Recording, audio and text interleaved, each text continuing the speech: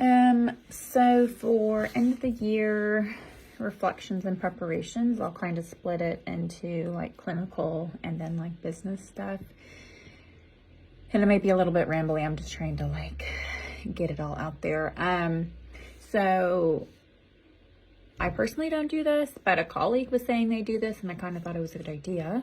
But some people like to send out like a condensed version of their informed consent every January 1. So they kind of like schedule that out towards the end of the year. Maybe they do it in the beginning of the year, but some things to kind of think through with that. Again, it's just like its purpose is just to like make sure everything's like up to date policy wise. If you're changing any of your policies, everyone's in the know of your cancellations and whatever it may be. Also, if you're planning to raise your rates, it is recommended to raise your rates like once a year. I typically do mine in the summer, but some people like to do it in January just as like the new year. Again, they send their kind of updated informed consent, they send their financial agreement, or maybe it's all lumped in one. They let clients know, and they just kind of like do all of that as a new year type thing. I do it in the summer just because my new year looks a little busy. So I like to kind of spread things out, and just every July I raise my rates, and I have that in my informed consent just so people know. Some people like to also send like reflection questions to their clients. If you want to do this, I recommend you putting it in your informed consent and letting them know every December I send out reflection questions. You do not have to answer. But if you do want to answer, you know, that type of thing, and then also be mentioning it in your sessions before just like sending them blanket questions.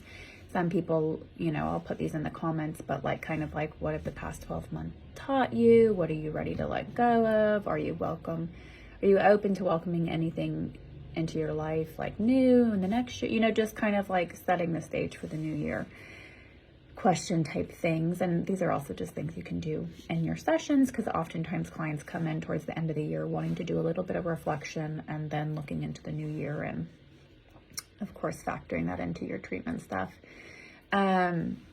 Releases of information, if you have any of those for physicians or other therapists or whatever it may be, this is a good time to check the expiration date on those, so then you can make sure to re-up those if it is a client that you're still going to be working with and a other professional that you're going to need to be communicating with. And then this kind of lumps back into the informed consent stuff, because if you're going to be making scheduling changes, sometimes you might need to loop that in there. But using sometimes to reflect about how you've been working the past year, and if you want to continue working like that in the following year. You of course can like change it, but sometimes the new year is a good reset. Sometimes people's schedules change at work client wise, and they need to make some shifts, and then also ours might as well. So for me, over the past year, I've made some shifts. I used to see clients Tuesday, Wednesday, Thursday, and I spread them out throughout the day, and that was working for me, but that wasn't really working for my family. So now I've kind of tried a couple different things out over the year, and now I've landed on a Tuesday, Thursday schedule where I kind of batch my clients, and I really was hesitant about that. But it actually works really well for me, and it also works for my family. So I'm going to keep that going in the new year, but just, yeah, knowing those are kind of sometimes some things to reflect over in the new year, or, you know, the end of the year going into a new year. And then also just like financially, how things have been going for you. Typically it's recommended every other week or once a month to sit down and do your bookkeeping if you do your own bookkeeping, meaning, what's coming into the business, what's going out, and like evaluating it. I typically just carve out like 30 minutes to an hour to do all my bookkeeping for all my businesses. And I typically try to do it as quick as possible. It's something that I put off. I don't like doing numbers, all the things. So I don't typically sit there and actually dive into it. I more so just input And then I look at kind of like what I'm making each month, and then I pay myself and call it a day. So towards the end of the year, usually in December, I like to carve out like an hour, 30 minutes-ish per business to really look into it. What did I make for the year? Did I meet my goal? Do I want to set a goal for next year? And factoring on all the things. So last year I did not make that much money for my therapy practice, but that's because I took about 4 months off for maternity leave. This year, in my mind, if I just do a quick glance, I'm like, wow, I made so much more money than last year. But if I really do that reflection and spend longer with it, yes, I did make more money this year than last year since I worked all 12 months.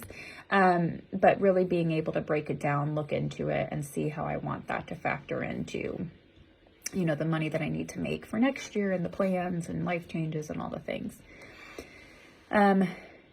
Switching a little bit over into like the business stuff, keeping with that, finances, we need to like get the bookkeeping and get things in track for our taxes. So we want to send those over to our accountant, or if we're doing our taxes, kind of get all of that stuff laid out so we're not overwhelmed come tax date. And if this has not been our year of organized bookkeeping and not been our year for like whatever it may be, business systems wise, maybe next year can be. So knowing it might be a little bit more dedicated time towards wrapping up this year's stuff. But that systems can be in place for next year to make next year easier. On you, it is a lot of work up front to set up those systems and making sure we're kind of like, staying organized throughout the year to make our end of the year stuff easier. What else? I always like to do a little treat myself towards the end of the year. So I typically take time off over Thanksgiving. I take time off over Christmas, and I do something to treat myself. Sometimes that is just like a day at the house when my kid's at daycare and watching TV all day.